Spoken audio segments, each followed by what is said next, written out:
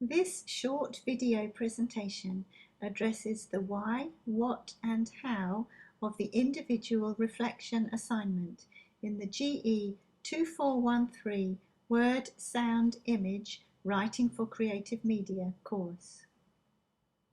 We will begin by defining what reflection is and then analyse the requirements of the individual reflection task.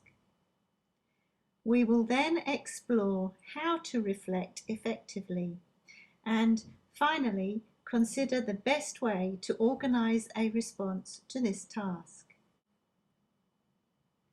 Before moving on, I'd like to ask you a question. If you were asked to draw a visual representation of the process of reflection, what would your diagram look like? Did you imagine a diagram a bit like these? Whilst these three representations are by three different practitioners, they do have some similarities. All three are cyclical, that is, they show repetitive, ongoing processes. Basically, the arrows lead us around in circles. Another similarity between all three diagrams is that they each identify 4 stages which involve thinking and doing. For example, plan, act, observe, reflect. Then use what you learnt in your next plan and so on. Actually, I like this diagram on the left because it shows that although reflection is cyclical, you also move on, that is, get better at things when you reflect and learn from your experience. Let's focus on this diagram at the top right for a while. The inner part represents the human brain, which Zull believes is designed to aid reflection. The word sensory is mentioned. It does seem that if you reflect using all relevant senses, sight, hearing, touch, taste or smell, you will remember and experience better. There is another interesting word here, integrate. Many practitioners believe that if you can integrate new experiences with old ones, or with different experiences that you have in different areas of your life, you will develop better. Another way of explaining this is that connections between experiences are important. Moon seems to agree. Her diagram mentions testing implications in new situations, that is, building on previous experiences in new contexts, or making connections between what you already know and what is new. A famous educator from the USA is believed to have said, "We do not learn from experience, we learn from reflecting on experience." So that's why this course requires you to reflect on what you have learnt. Reflection makes your learning deeper and therefore more effective. Let's analyse the requirements of the task now. Your individual reflection should be based on your experience of the final group project.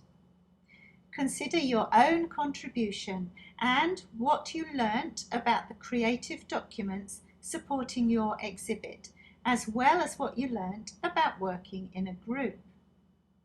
Include positive and negative aspects, as well as how you might do things differently or the same next time.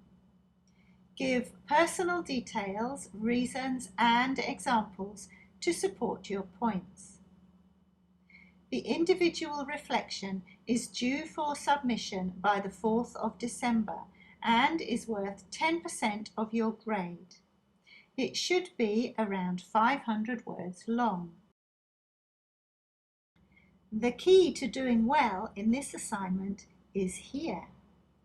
Include detail and real reasons and examples to support your points.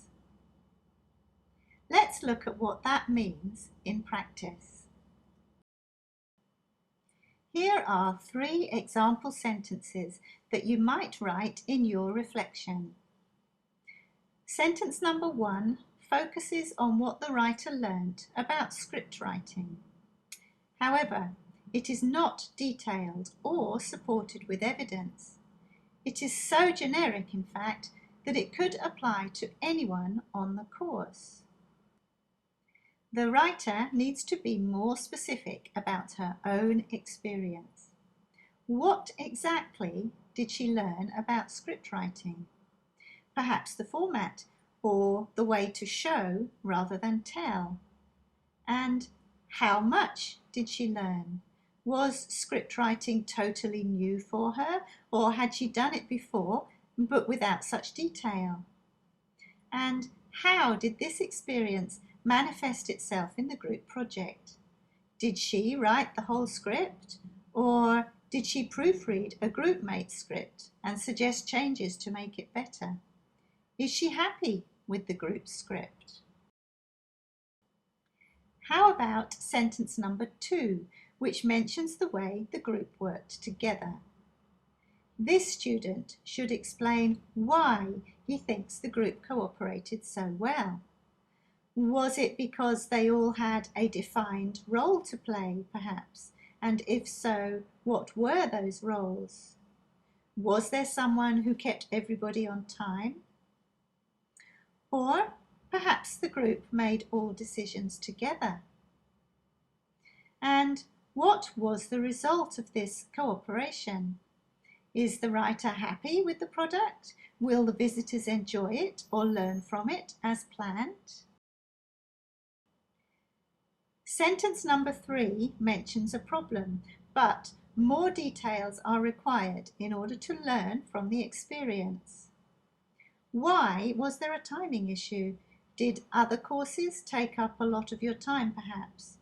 Or was there too much procrastination from some group members?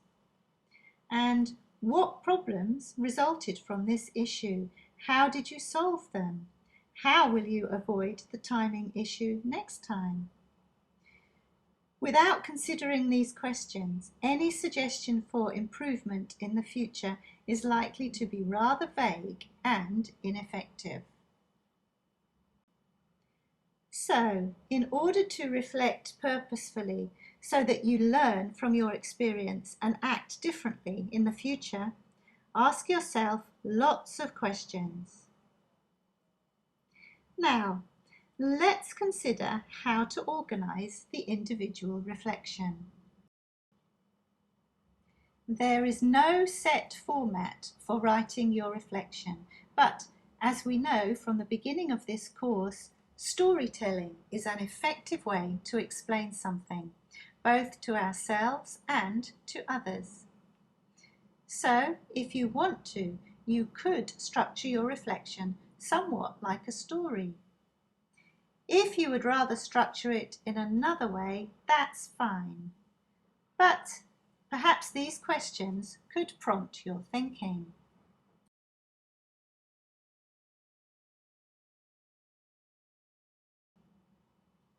I hope this short video presentation has been helpful. It is the final lesson of this GE2413 Word, Sound, Image Writing for Creative Media course. I'd be very grateful if you would complete the TLQ survey now, if you haven't already done so. The TLQ survey gathers evaluative comments from all CityU students every semester, and instructors use the comments to reflect on courses and help future students achieve the course intended learning outcomes. Thank you. And finally, It has been a pleasure facilitating your learning journey this semester, and I wish you all the best with the next stage. And don't forget,